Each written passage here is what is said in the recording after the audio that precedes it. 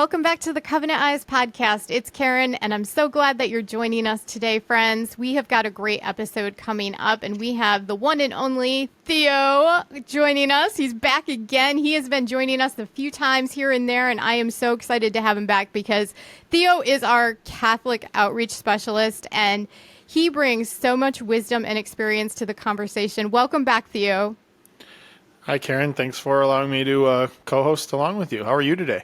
I'm doing awesome. The sun is shining, so that is great because we haven't seen the sun a whole lot. So I don't know about you there in the Chicago area, but it's been gloomy down here in Kentucky. We had some rain today, but thankfully that's stopped. So there was some cold weather a little bit but things are starting to warm up a bit too. Awesome. And I love the fact that you've got the alphabet on the background. You are a dad, and that is so cute to see. I love pointing that out because, we all have families and stories to share, and it's so great to see the humanity behind the man. So with that, Theo, let's go ahead and roll into today's episode and introduce our guest. All right, so we are here with Dann Aungst. He is the founder of Road to Purity. He's authored several books, including From One Addict to Another, 40 Days to Freedom, and Winning the Battle for Sexual Purity. Dan, welcome to the podcast. How are you today? Thanks. Great. Thanks for having me. Pleasure to be here. Dan, can you just, you have quite the story of recovery and conversion. Can you just briefly tell us a little bit about that? Sure.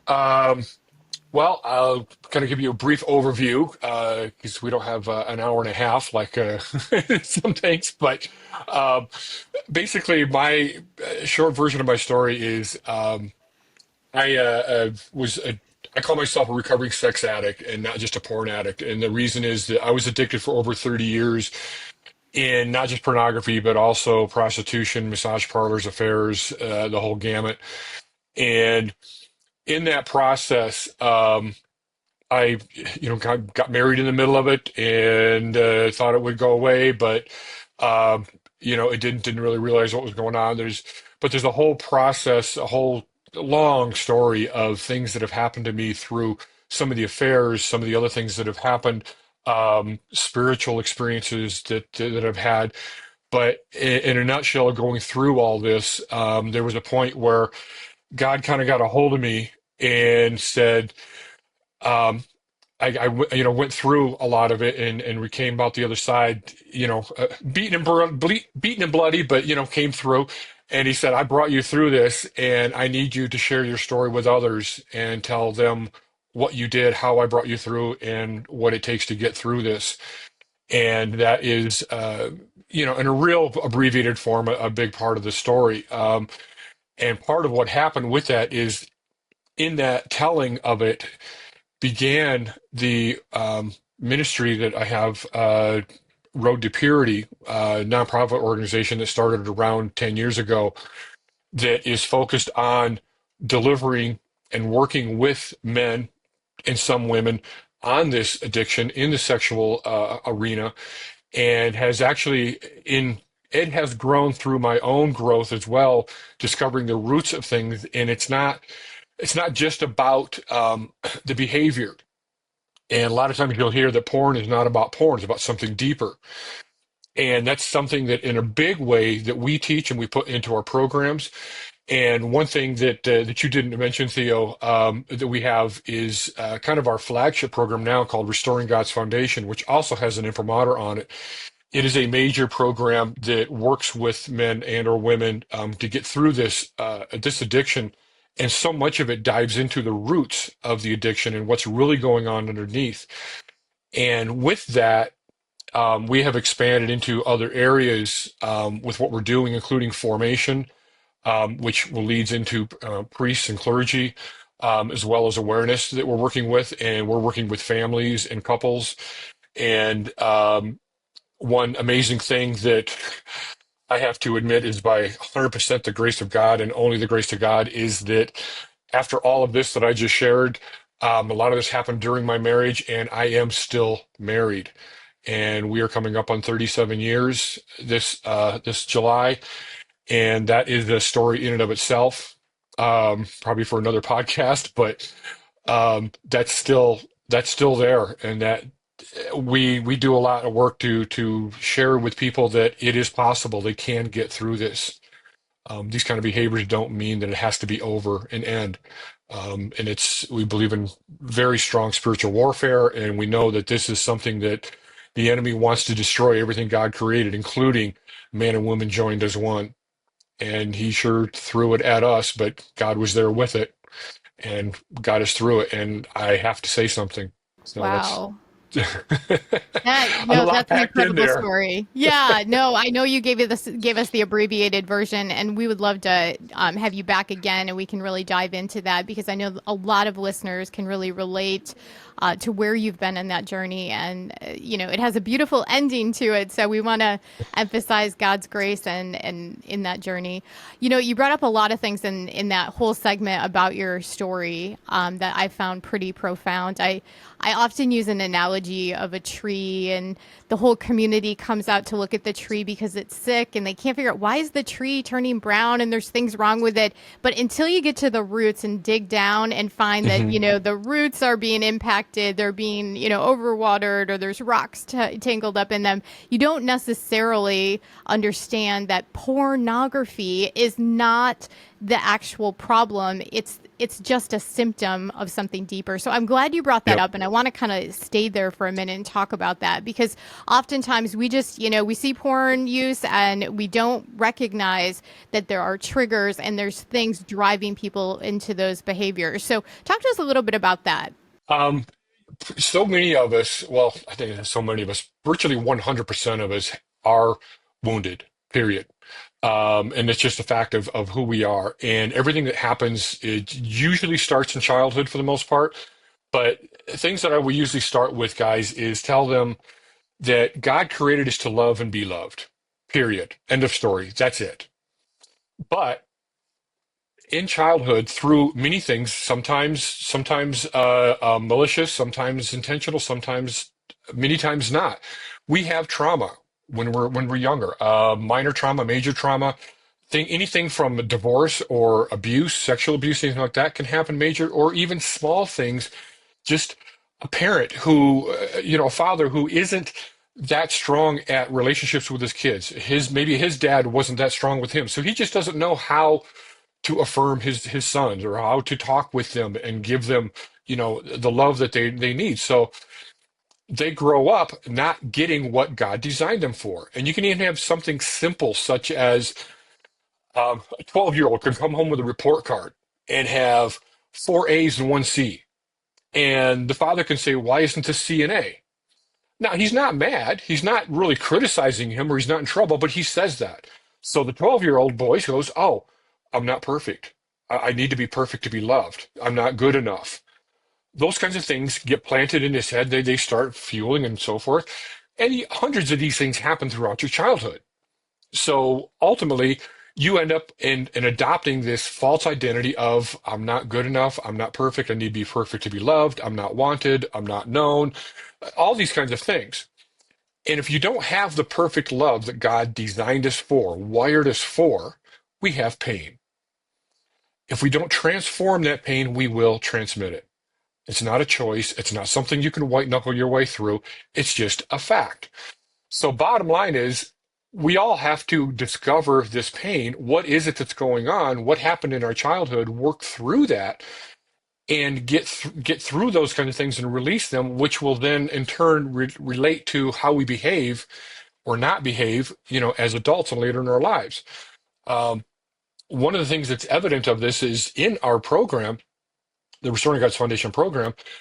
I have countless guys who will start the program and they'll email me, call me, whatever, later in the program, and they'll say, I've been doing this program for 5 weeks. I started this program to curb my porn habit.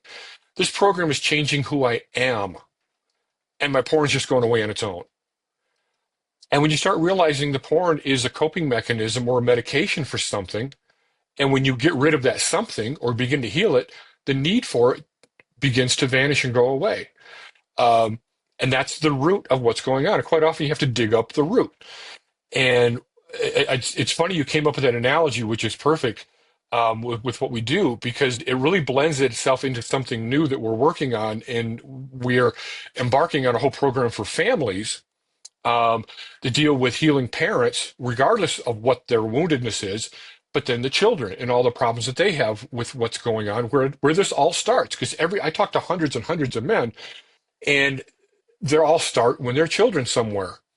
Well, if you're digging up the roots of this tree that's sick, what if you could get to this tree when it's a sapling and yank it out then?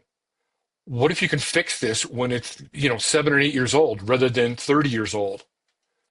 How much more success are you going to have, and how much less damage is that tree or that person, that child, going to have as they get older?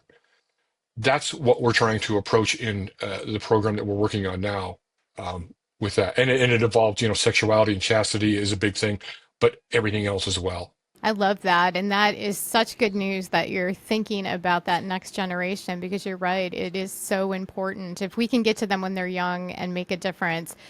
How, I guess, as you're working on that program, I'm just curious, I've got some questions. When we think about, intervening at an earlier age, like you said, we all have traumas and wounds that happen to us, whether they're small or big. And how do we address that in children? How do we, help kids who are experiencing that? Is it teaching them resilience and how to cope with those situations that come their way, as well as working with the parents to, teach them different ways to go about certain types of things, like the example you gave with the critique, a better way to address that with your children so you don't leave wounds inadvertently? Right. It's teaching, part of it is teaching the parents, number one, helping the parents realize their own woundedness and begin to heal their own woundedness. They begin to see things more clearly that way, then begin to suggest to them what they may be doing to their own kids that they don't even realize. But generally teaching them in a way that's not like, hey, you're messing up your kids, here's what you're doing wrong. It's here's what commonly happens that we don't even realize. And you may realize this now as you're 35 years old that you didn't know. So when you talk to your kids, is there a level of affirmation? How often have you told your child that you're proud of them, that that you love them and whatever? And it's speaking to them like in that report card situation. Yeah, why isn't this CNA? That's fine, but don't leave it at that. Say, hey, I'm real proud of you of these A's that you got. This C that you have, is this something that you're struggling in? How can I help you? What can we do for you on this? But I'm still proud of you with everything else that you've done. Making sure that that is expressed, and so forth. But at the same time, teaching the kids as they get a little bit older, 8, 10, 12 years old, something like that, of being self-aware of when things aren't going right, to be aware of it, to say something, to discuss it, be okay with telling your father that hey, that hurt my feelings when you said that, and make that okay for them to say so, and then discuss it. But at the same time, the 12-year-old girl comes home and says, she's crushed because she wasn't picked to be on the cheer team. Well, okay. Number one, by then, are you teaching them where their value is? Is their value from other people, or is it from above? And hopefully that's learning that to begin with. But at the same time, when they do come home, and that's, of course, crushing, they feel rejected and unwanted. Well, lead them through some type of prayer. In the name of Jesus Christ, I reject the feeling that I renounce the feeling that I am rejected and unwanted. And I replace that with the truth that I am loved by Jesus, I'm loved by my parents unconditionally. And I accept that as truth, and I reject these other lies. Teach them to work through that stuff then. Man, that you just said so many fantastic things there. Definitely one thing, and I've heard this quote before, though, that suffering not transformed is suffering transmitted. That's so powerful. Yeah.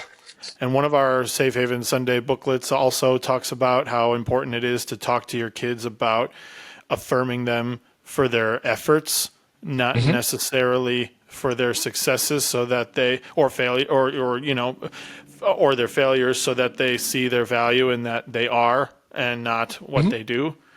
So I'm really glad that you are working on programs for that to help parents. Our woundedness really can have a ripple effect. Oh yeah, it makes a Now you're mess. doing a lot with parents. I'd love to hear more about what you're doing with clergy and with seminarians. We have been for about 7 years now running our Restoring God's Foundation program with seminarians, helping them through these issues themselves, because so many of them get into seminary and they think they're going to get into seminary and make it disappear. Well, it's not. So we work with many groups of seminarians do that. And then also for almost 8 years, we had been doing a class, just kind of a one-day class with, we call them graduating seminarians. They're actually the theology 4 students who are, this is the fall before they get ordained the next spring. And we do a little mini course on how to address sexual sin when revealed in the confessional. So we've done that, and it's gone so phenomenally well and successful that we decided to bring that into a full-fledged course. I mean, it's an hour and a half long course that we offer to all clergy anywhere on our website for free to any priest um, to learn what it is in the confessional that is commonly coming in, things that they don't know, things that nobody's going to tell them, but we hear, as well as how to maybe approach, the penitent, the person that confesses, as well as ideas of penances, of what they can give that's appropriate to what's being confessed. Because so often, and which is where I started with, the 5 keys to freedom years ago, where I started with for the reason of giving to the priest using confessional, is that, of course, I went into confession with this hundreds of times, and 3 Hail Marys and an Our Father isn't going to keep me from coming back. Well, the confessional is one of the very, very few places where this behavior is revealed. It's a place that can be done, something can be done about it, can be said. Now, the priests aren't expected to be counselors. This isn't a place where you can take, 10 minutes and counsel and work with the person, but you can say a sentence or two or ask a couple of questions to at least turn the tide and make them think about it, or give them something to make them think about what's going on, or a resource at that point. And that's what we're offering, and we've been doing that for many years now. Well, going back to your story, Dan, you were talking a little bit about, the part where you got married.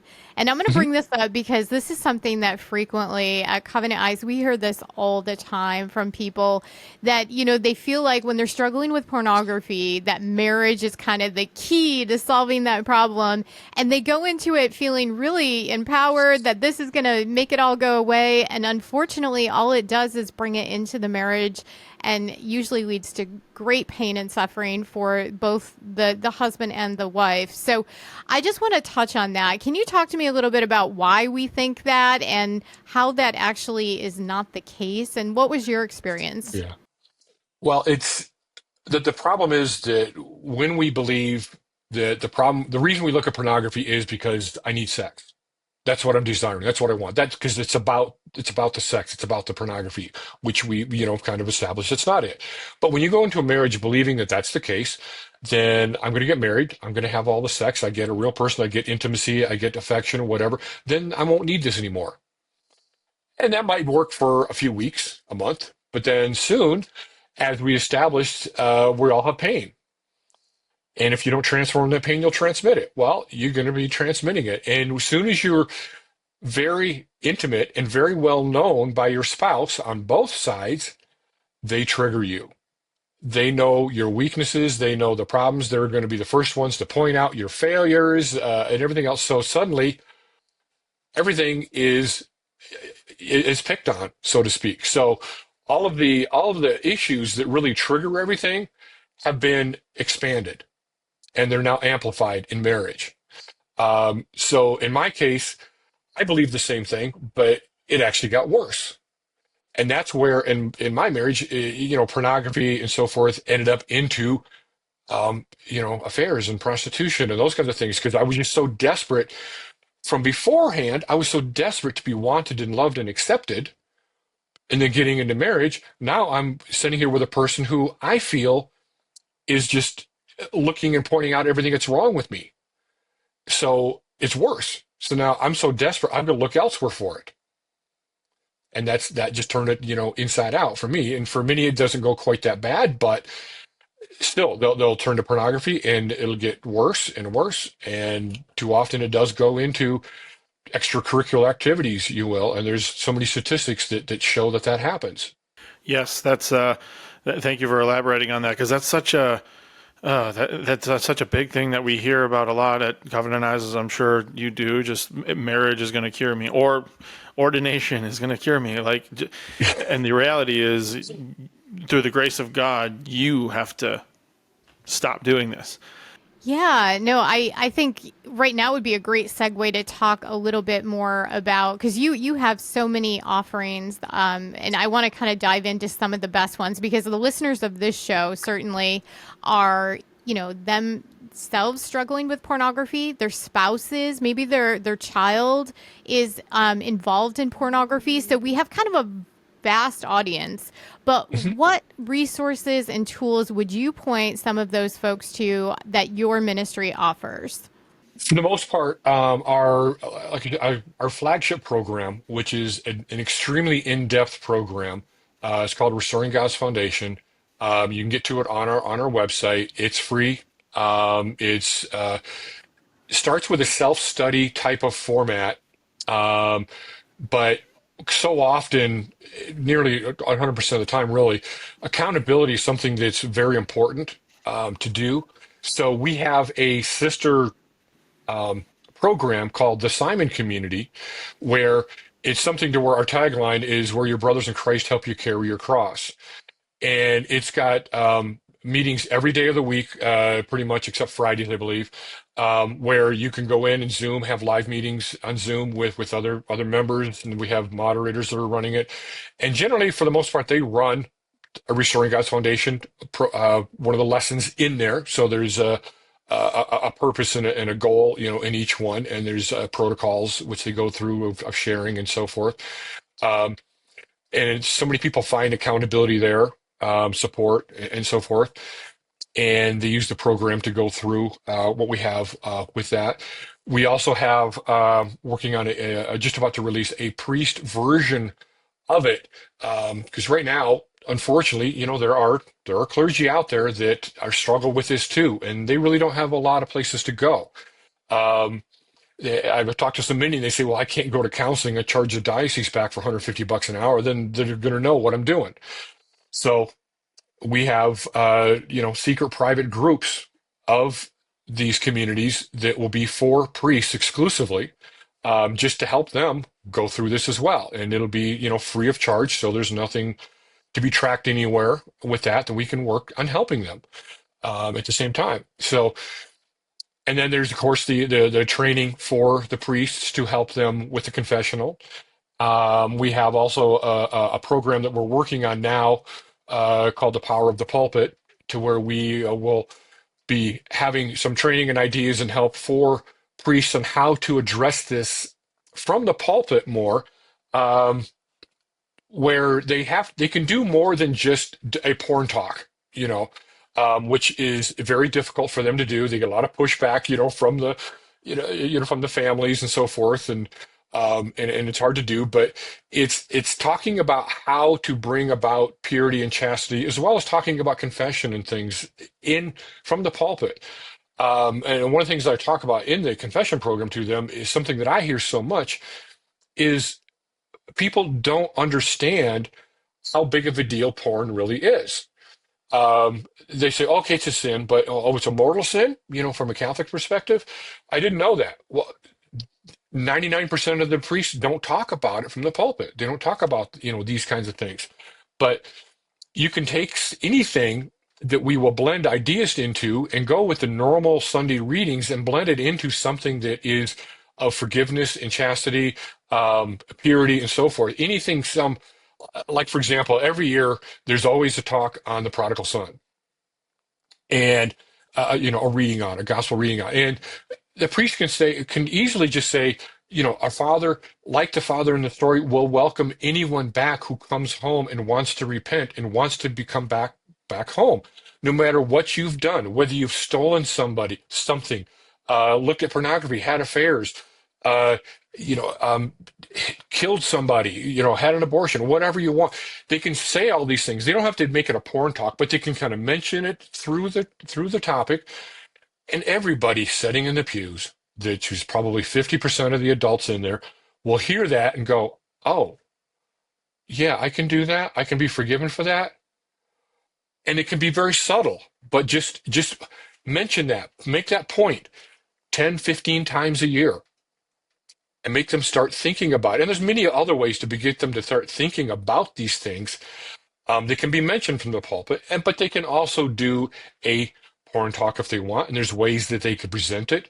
Um, I had a priest once that um, he prefaced it at the beginning of Mass, and said, "We're going to talk about some serious issues with chastity, and we're going to talk about some very honest talk here. And all of the parents here who have smaller children, if you feel that you need to leave during the homily, you can do that. You can leave now, and we'll send the ushers out to get you when we're done. So you don't have to worry about being offended, and we don't have to worry about it." So, I mean, I witnessed that, and there's like maybe 4 people that left, was all. They left, and the priest basically unloaded. He was right between the eyes. This is what it's about, and this is what's going on. This is what you need to know. And it was a great talk. But, he basically said, "This is something that I have to say. I am your shepherd. I am responsible for your soul. If I don't say something, I will be called to count in the end. We have to talk about this. And if you can't hear it, I understand. And here's what we'll do." And he talked. He said it. So, that's an option that can happen. But it's got to be said. There's too many souls just getting tied up in this and getting lost, and they got to say something. I love That right there is an excellent soundbite for Safe Haven Sunday, by the way. I love this. I love this though. This micro mention throughout the year. I think that's something, we've talked, Theo, to many ministry leaders over the time here, and it's funny because it's like they always think it has to be the big heavy lift, like the gentleman that, the priest that just did the big sermon series, and really laid it out there. It doesn't have to be that. Sometimes it's just inserting micro mentions throughout the year in the appropriate places at the appropriate time, because the more people hear it and the more frequently it's talked about, then people will start remembering that, this is okay. There are other people. I can come forward. I can get, help. I can confess my sins, all of these things. So I love that. And I love that you're giving them tools. Dan, let me ask you this. In all the work that you do, because I know you're working with a ton of people to help them find freedom from pornography, how do you also leverage a tool like Covenant Eyes in that process? Is that something that you guys recommend or leverage in any of the services that you provide? We do. We're actually one of the affiliate partners, so we promote that in every chance that we have. It's a great accountability tool. It's a great way to let other people see, what's going on, and to spark discussion. When you have a partner see some behaviors, activities online that are less than ideal, and that you can set it at different levels. I like that in different frequencies. So we promote that as a tool among many things to use. And like I said, there's many tools to use, and Covenant Eyes is a fantastic one that we talk about with that. But end of day, you've got to get to the bottom. You got to figure out what's behind this, what's going on, what's the root of it, why is this happening? And Covenant Eyes is one of the great tools that are out there. One of, in my opinion, better than many. But it's just a tool. That's right. And it's guardrails, right? I feel like we need that. Even if we're in recovery from pornography, having those guardrails in place online really are important, because Satan is not going to just stop trying to tempt us along the way, right? So we just want to put in every barrier between us and that sin that we can. If you're an alcoholic, you don't want to go back to the bar, you don't, because you Right. know that the temptation is there. So yeah, I'm glad to hear that you guys are leveraging it as a tool in your ministry, because it certainly is just that. It's a tool that can really be useful Yeah. in the journey. And I like the term you use, guardrails. It's something I'll have to remember, but it's something that we talk to parents and they'll say, "Oh, yeah, we have covenant eyes or we have filters on their devices. We're good." That's a great start, but do you realize that's 5% of the answer? It's an important 5%. I think it's the first 5% you have to use, but it's 5% nonetheless. And they say, "Well, what's left? What's the rest?" Okay, how much time you got? And that's so both with recovery as well as raising your children, you need both of the things that our Yeah. organization and yours bring to the table: Yep. accountability and education, the guardrails and relationship. Yep. It's all important. It's all critical. Well, this has been an amazing conversation, Dan. I love the work that you're doing, and we are so grateful for your work, your ministry, your partnership with Covenant Eyes. In closing today, would you like to offer our listeners some message of hope to kind of bring us home today? Yeah, hope is really a big thing. And that's one of the things that we try to reflect. The fact that, like I said, I've been through prostitution, affairs, massage parlors, the whole gamut, was addicted for 30 years. I have come through it. I am still married. There's so many tools that, we didn't even mention here that can be in play that need to be used for all of that, but it is possible. I can't tell you how many relationships and marriages that I run into that are destroyed by so much less than I did. And it's like Satan won, and it killed me. It just doesn't have to be that way. That's beautiful. Thank you. Theo, do you want to bring us to a close today? Absolutely. I just want to say that we are so, so incredibly grateful to have this relationship and this connection with Dan and with Road to Thank you. Purity. And we look forward to the ways that we will work together to serve the church, to serve the body of Christ. We had a wonderful, wonderful episode today hearing about Dan's story. And we've got a lot of lessons that have come from it. Suffering not transformed is suffering transmitted. Please take that with you. Understand how important that is. Set up the guardrails, but dig deep also. Get to the root and heal your entire person. For everything on the outside and everything on the inside belongs to God, who made us, who wants us to thrive, and who has destined us to live with him forever. And so, Dan and Karen, it is an honor for me to work alongside the both of you on this wonderful, wonderful mission. And it's also an honor to be a part of this wonderful, wonderful podcast at this wonderful organization. Thank you very much. And to all of our listeners, thanks so much for tuning in to this episode. Please join us again on the Covenant Eyes podcast. And until next time, thank you. God bless. Take care. And we'll see you again soon.